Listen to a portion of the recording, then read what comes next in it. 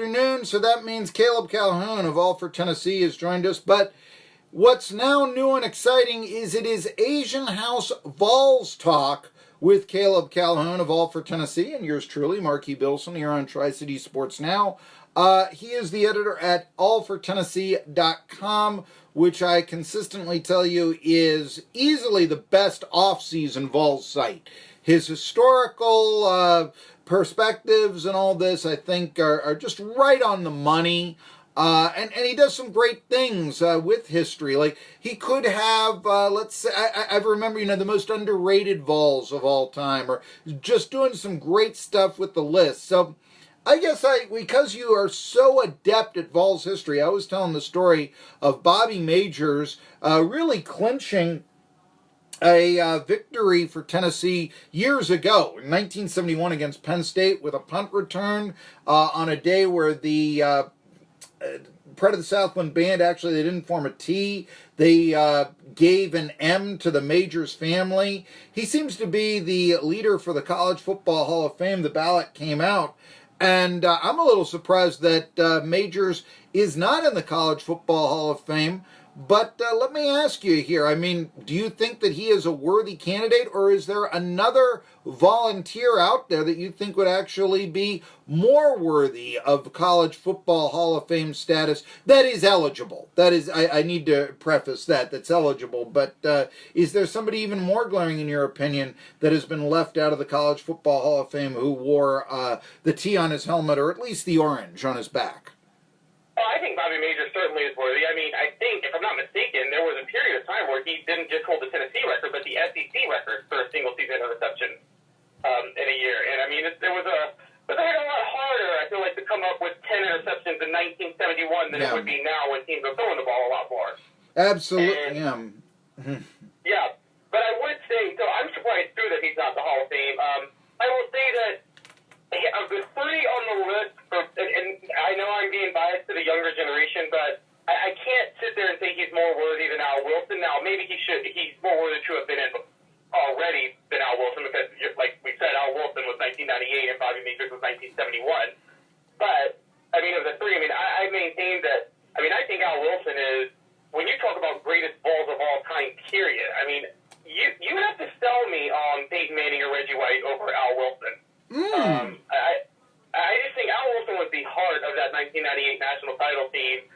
And I remember watching, that was maybe the third or fourth year I was watching Tennessee. I was young at the time, and I remember watching him. The guy stood out a lot, and I don't know if you'll have a better performance in Tennessee football history than those 3 forced fumbles in the first half that he had against Florida in '98. Intriguing right there. I would still say Majors for this reason, just what an iconic name Majors is to the Tennessee football program. I don't think the Pride of the Southland band, formed a W before Al Wilson's last game. They did put an M, I guess W upside down, but they put an M before Majors' last game, before the Majors family.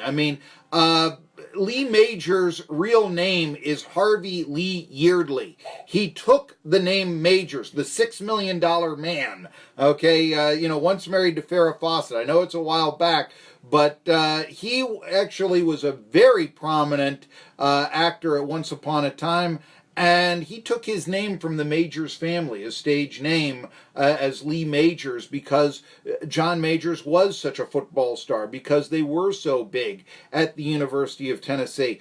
I don't know that many, big name actors that are changing their name for Wilson because of that. It just shows you what kind of an icon that family was to the University of Tennessee. And it blows my mind. And, of course, a lot of people wonder, if the middle brother had not perished, if he wouldn't have been the head coach at Tennessee instead of Bill Battle almost 50 years ago. And how would that have panned out in Tennessee football history? But, no.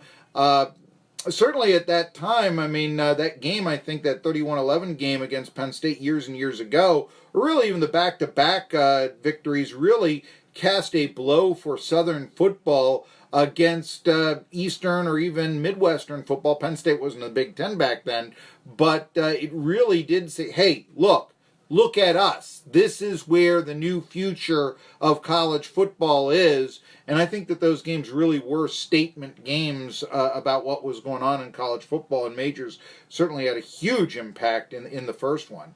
So, yeah, I found that to be kind of intriguing that he was up there. I guess other Vols news here, and again, it's off-season Vols news. I mean, we could talk about how Admiral Schofield and Jordan Bone possibly, I mean, there's a report NBC Boston that maybe the Celtics might draft them both. I found that to be kind of intriguing. But, I don't know, did you see the quote-unquote barb of Gino Auriemma basically saying, yeah, we're going to play UConn, but this rival, or UConn, the Lady Vols again, UConn will, this rivalry isn't what it once was, though. I can't say that he's wrong, but how did you take the quote-unquote diss of Gino Auriemma towards the Lady Vols basketball program? Was he right, or was he trying to dig the grave, so to speak? I actually, if he was trying to dig the grave, I would still say he's right. So I would agree with you. I wouldn't even be critical of it. But funny enough, I don't know if that's what Gino Auriemma was saying, because if you follow Gino Auriemma ever talk about like the history of the Tennessee-UConn rivalry from back in the day, he always tried to downplay it. In fact, when Pat Summitt canceled the rivalry in 2007, he came out and he said that he thought it would be good for women's college basketball because teams can analysts can finally start talking about other teams other than Tennessee and UConn. I think he actually ended up being right on that, but not as quickly as he thought. I think it took a few years. I think it did hurt the sport initially. But I do think canceling that rivalry, I mean, I've said this before. I mean, it was a huge mistake for the future of the Tennessee Lady Vols to cancel that rivalry, because it really ended a monopoly they had over the SEC and women's basketball recruiting. And I think that when Tennessee and UConn, when the rivalry was at its peak, it was good for the Lady Vols that was all you heard about at that time, because everybody who would go to college would want to be a part of that rivalry. And by killing it, I think Gino Auriemma was right in the sense that in the long-term future, you ended up having a lot of recruits willing to look at other schools and go elsewhere. And now you're finally seeing, for the first time since I've been watching, and I'm sure you over the last 3 years, a level of parity that's hitting women's college basketball that it's finally starting to creep in. Yeah, it used to be, I mean, that you had, really, say, 4 teams, maybe even only 2, Tennessee and Connecticut, that were up here and then everybody else. And certainly, I mean, mid-majors are said it was not a fake case. Well, mid-major beats a major conference school in men's basketball. It's not really that big of a deal. It happens all the time. But if it happens in women's college basketball, the program must be in terms of collapse in the major program, if you will. So the actual quote was, it's almost like they're any other school now. Lady Vols have never missed the NCAA tournament. I can't say that they're any other school, because they still have that streak going. But you know what it reminded me of? We've talked about how Maryland, Caleb Calhoun is your mistress team, and I used to cover Pitt. After a couple of years ago, after Penn State beat Pitt, James Franklin, there's a guy that Vols fans love to hate, actually had the audacity to say, this is like beating Akron to us. That's what that sounded like. And it really, to me, it was like, what a scoff on the football in Pennsylvania to say that about Pitt. To me, yeah, you could say, what a scoff to women's basketball history. What a scoff to what a lot of people would say is the best rivalry in women's basketball getting replayed. So we'll see there and all that. Anyhow. Agree. One of the things... Yes. I was going to say that one of the, and in defense of Gino Auriemma, I mean, again, another one of the things, I remember he was asked years ago about, is it bad for women's college basketball for UConn to dominate? And his response was, and he was right, no one ever criticizes other sports when somebody dominates. You criticize the other teams and try to promote them to get on their level. No one criticized golf when Tiger Woods had all 4 major championships back in the early 2000s. I think it was 2001 when he held all 4 at one time. I have heard some... Again, you'll get some, we're sick of Boston, we're sick of the Warriors, we're sick of the Patriots. I think you'll get that. But I don't know if anyone is saying it's bad for the NFL that the Patriots have been to 3 straight Super Bowls.